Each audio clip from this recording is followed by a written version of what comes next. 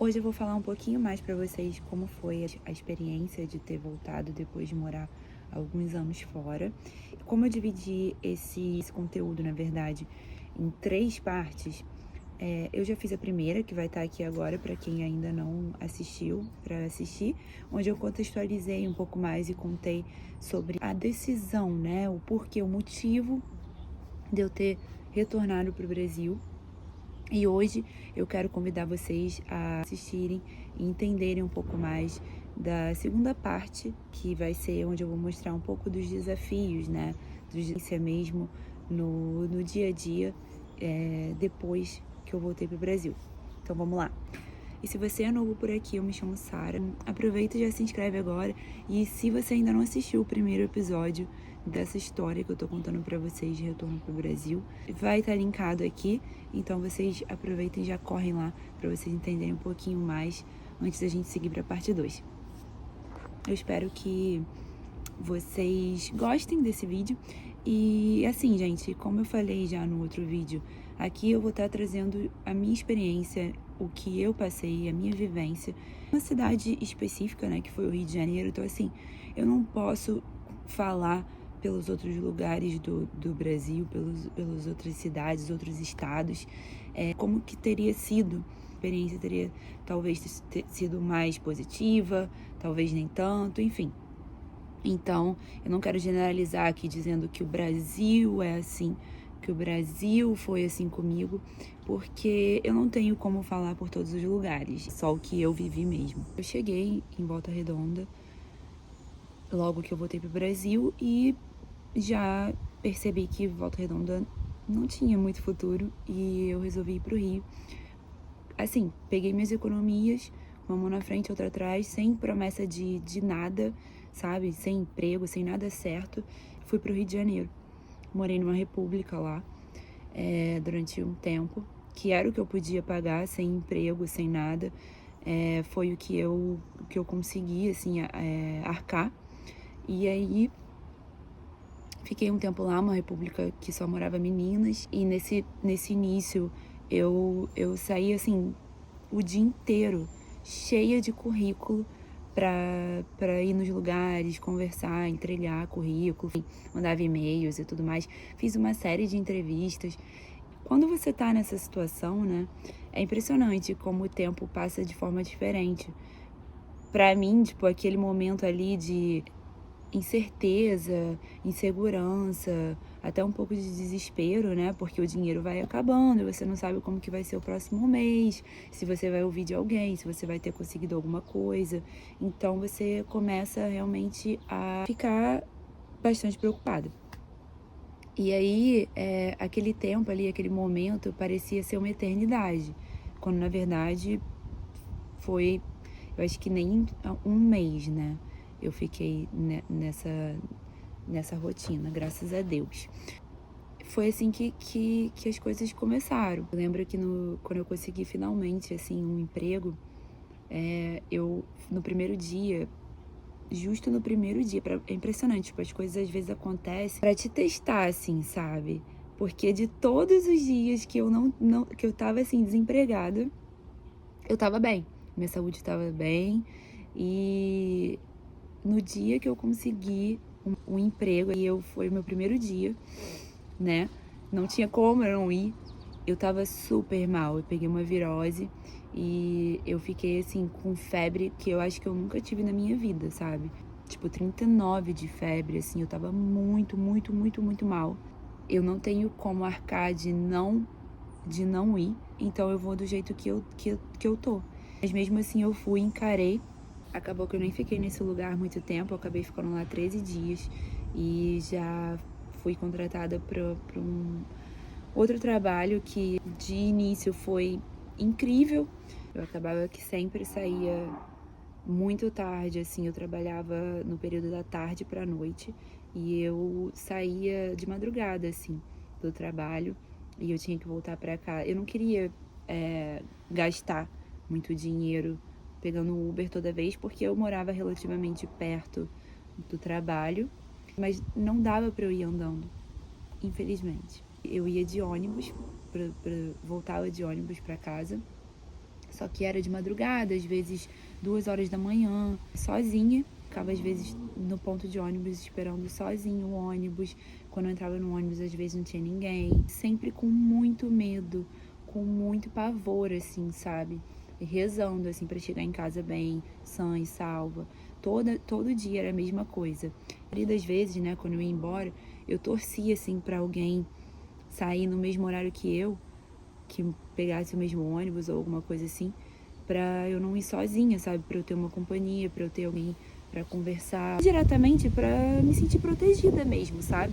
Tinha vezes até que rolava alguns comentários, sabe? De algum passageiro ou outro que ainda tava no ônibus. Tipo assim, o percurso era pequeno, mas era o suficiente pra se tivesse um homem no ônibus, sempre rolava um comentário, às vezes o motorista, sabe?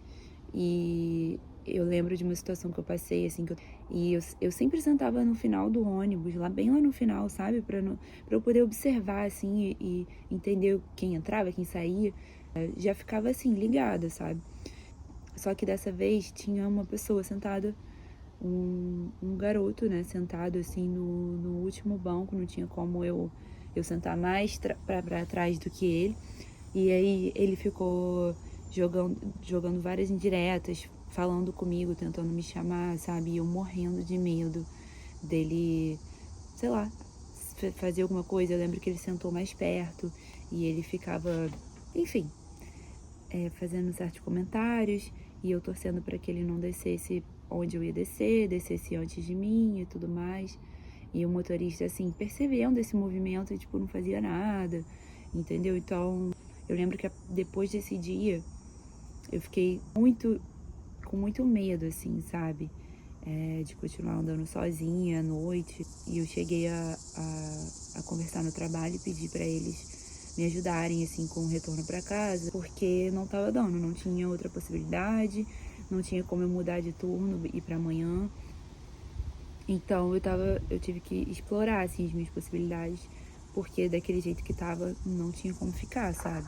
E como era um lugar, assim, de alto padrão, eu tinha que estar sempre maquiada, eu tinha que estar sempre bem vestida. Por mais que eu fosse para casa com as minhas roupas normais e eu deixasse a roupa do trabalho no locker, assim, do trabalho, eu ainda assim tava bem apresentável, entendeu? Tava de maquiagem, cabelo arrumado e tudo mais, então isso chamava atenção.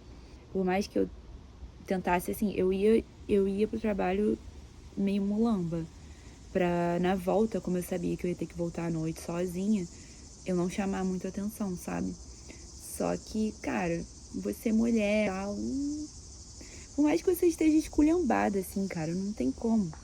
E aí eu lembro que eu colocava o meu celular, assim, tipo, dentro do short, sabe? Não era nem no bolso, eu botava dentro do short. Eu botava uma bolsa, assim, com o essencial, né? Não levava carteira, com cartão, com nada. Eu levava, tipo, R$ 10, alguma coisa assim, o meu cartão do ônibus e era só. Porque caso acontecesse alguma coisa, não ia perder tudo, sabe? E era essa sensação, assim, o tempo todo. Tipo, você sair do trabalho cansada, ficou de salto por horas e tudo mais. E você não ter, assim, a segurança, o sossego, a tranquilidade de poder ir para casa em paz, sabe? Isso não tem preço que pague, entendeu? Porque eu não tô dizendo que o Canadá, e é aí que eu vou tocar em outros pontos também, de que às vezes as pessoas pensam que eu tô comparando, e não é isso. Não é bem uma comparação, sabe? É mais um lembrete mesmo. E quem viveu fora, ou em algum lugar, uma cidade, um lugar que seja mais seguro, vai entender o que eu tô falando. É aí que você lembra e pensa assim, caramba, tipo, nesse lugar eu consigo andar à noite, não importa a hora, eu consigo andar sozinha, falando no celular, mexendo no celular, se eu tiver que esperar um ônibus, uma condução qualquer que seja.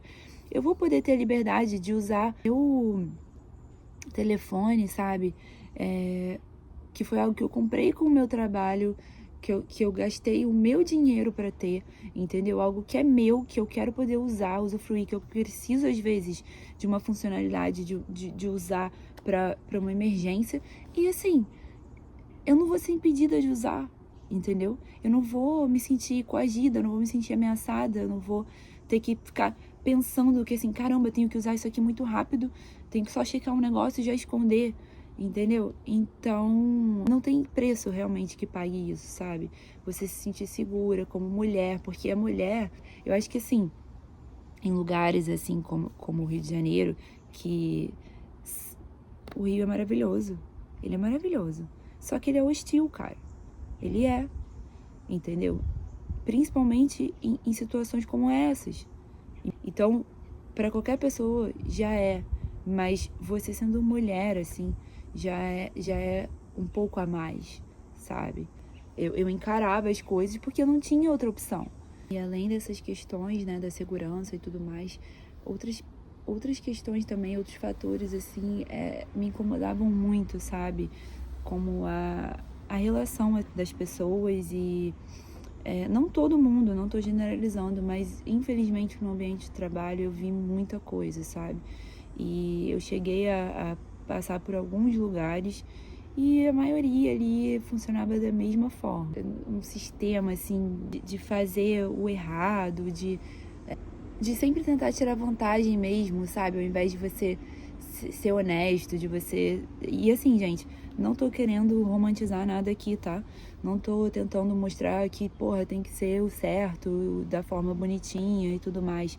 Mas tô tentando mostrar que isso é real e que se você, novamente, se você tá inserido naquilo, você não vai se dar conta, você não vai perceber, porque isso já tá enraizado. Só que, pra mim, que eu não sei se foi realmente o Canadá ou se é a forma como eu enxergo as coisas, mas eu vi muita coisa que me decepcionou muito, sabe? Que me entristeceu muito, que eu não concordava, que eu não queria fazer, que eu não achava certo. Era a forma como era feita. Porque assim é como a gente vai se dar melhor, assim é como a gente vai ganhar mais. E aquilo me consumia demais, me incomodava de uma forma.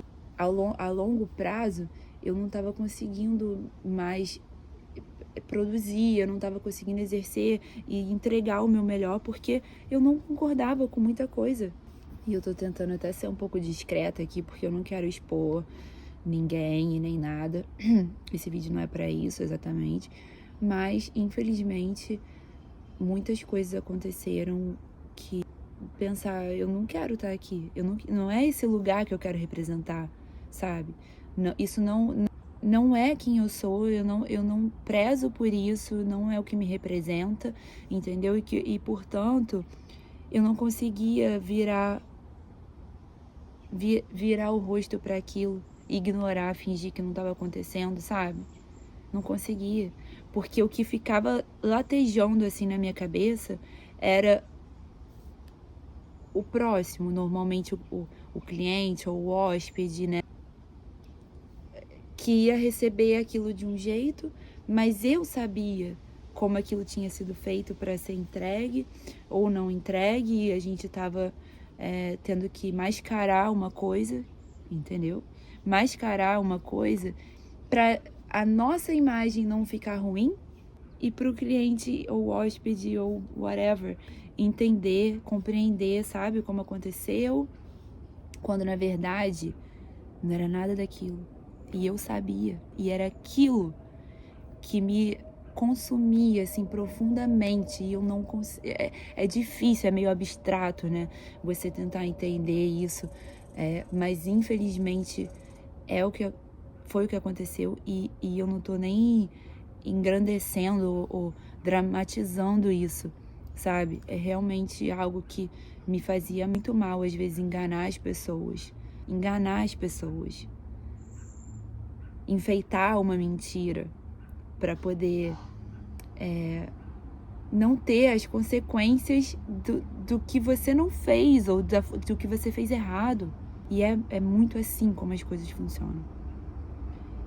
Então, eu não conseguia me adequar naquele meio. Entendam que eu sei que imprevistos acontecem, as coisas fogem do controle. Isso acontece sim, isso é verdade. Muitas coisas fogem do controle numa empresa, num ambiente de trabalho. Isso é compreensível. E ser honesto com as pessoas, com alguém que tá contando com um prazo, com alguém que tá aguardando alguma coisa, entendeu? Um retorno nosso. Entregar mesmo, sabe? Ter essa humanidade. Essa humanidade, cara, que é isso que eu acho que falta muito. De você pensar no outro, de você ter essa empatia. Eu não quero soar repetitiva, mas infelizmente essa foi a minha realidade durante muito tempo.